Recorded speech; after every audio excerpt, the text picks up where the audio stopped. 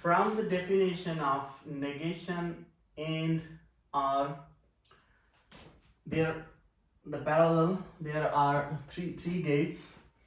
The first one is known as the NOT gate. The second one is called AND gate, and the third one is called OR gate. So the definitions, the working style, the processing of all these gates is same. It's the negation means the NOT gate, AND goes to the AND gate, OR goes to the OR gate.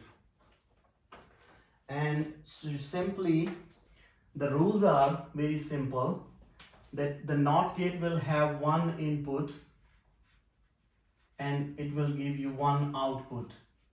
And the rule is, if the input is 0, the output will be 1. If the input is 1, the output will be 0.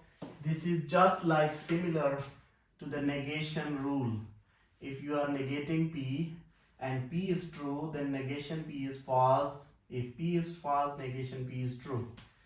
The same rules are applied here. The second one is the AND gate, and it will have two inputs and it will generate one output. But the rules are that if both of them are 1, then the result will be 1. Otherwise 0. So this is just like the definition of otherwise 0. So this is just like the definition of AND statement between P and Q. In P and Q, you used to have two true false, false true, and false false. Now, if both of them are true, then P and Q will give you a true value. Otherwise, it will be false. Similar is the case here. If both of them are 1, then the answer will be 1. Otherwise, it will be 0. So hence, here I have T equals to 1, F equals to 0. So the only thing change is the values of T and F are changed. And the third gate is not OR gate. It will of course have two inputs, but the output will be 1. And the rule is that if both of them are 0, then the final value can be 0. Otherwise, the final value will be 1. And it is just like the rule of an OR gate between P and Q. If both of them are false, the result can be false. Otherwise, it will be true. So actually, there are three gates. NOT gate is coming from the negation. AND gate is coming from the AND relationship.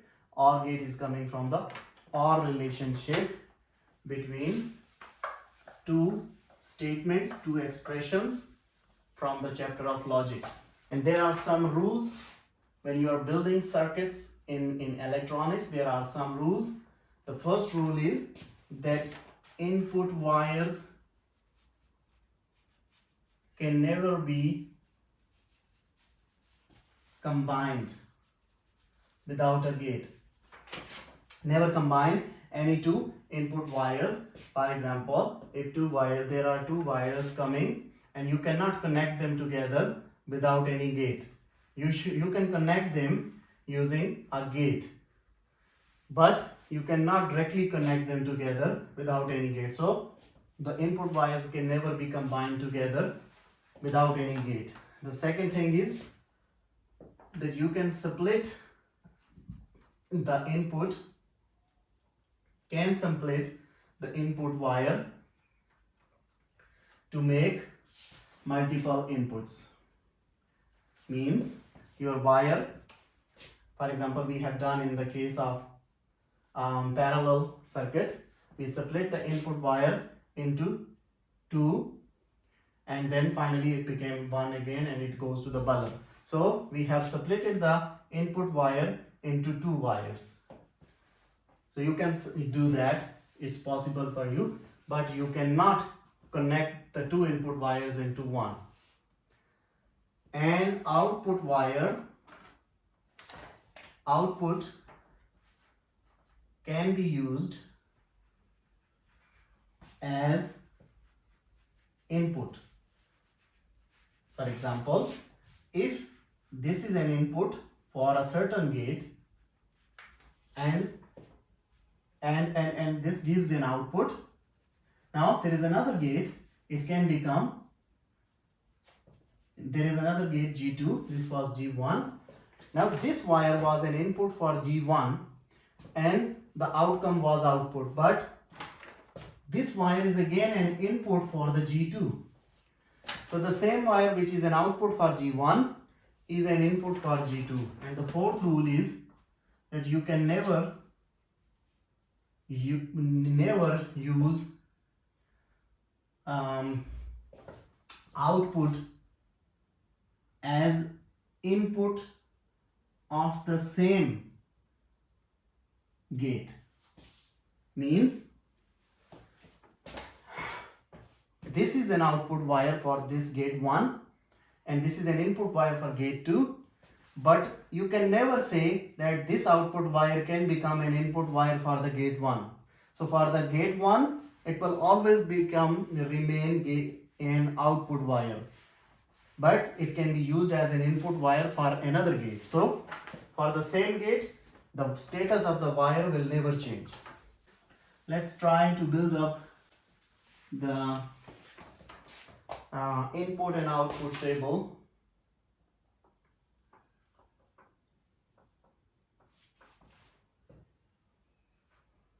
of a circuit. So we have an example.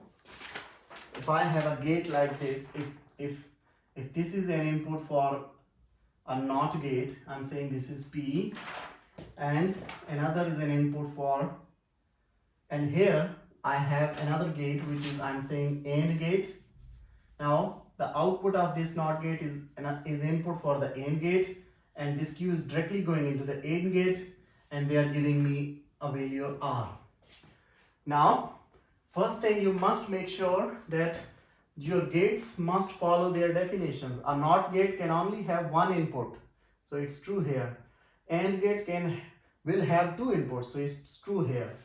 Now the question is that find the value of R if the value of P is 0 and the value of Q is 1, then what is R? What is the value of R? So it's very simple. Since this P is 0 and when a 0 passes NOT gate, it becomes 1 and Q is 1, so it is here 1. Now both the inputs for this AND gate are 1, so the final result will be 1 according to the definition of AND. Therefore the value of R is 1. This is the case when you are given the values of the inputs P and Q. If the values of the input P and Q are not given to you, for example, this is a circuit, this is an OR gate. Now OR gate must have two inputs, so there should be another input, and this input is coming from a NOT gate, and into the NOT gate there is an input Q. And finally I am having a result R. Now I don't know P, I don't know Q, and they are asking me to find the value of R. What is the value of R? But I know the possibilities for P and Q.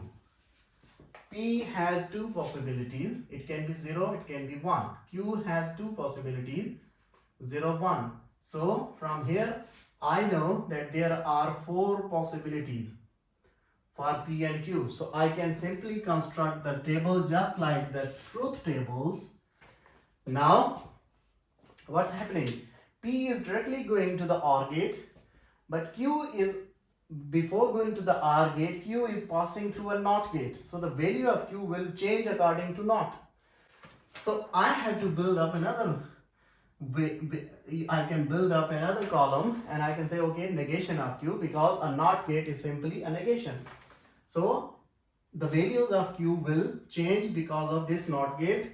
So the column of Q will replace these values. Now this is the input here, and this is the input here. So these are the inputs for this OR gate. So actually the column 1 and the column 3, these are the inputs for this OR gate. So I can compare them using the definition of OR gate. So when I will compare P with the value 0, for the definition of OR gate, if all of them are 0, the final result will be 0, otherwise it will be 1. So 1 0 gives me 1, 1 1 gives me 1, but this is 0, this is 0, it will give 0, and the finally 1. So these are the possibilities of the values of R. 1 1 0 1.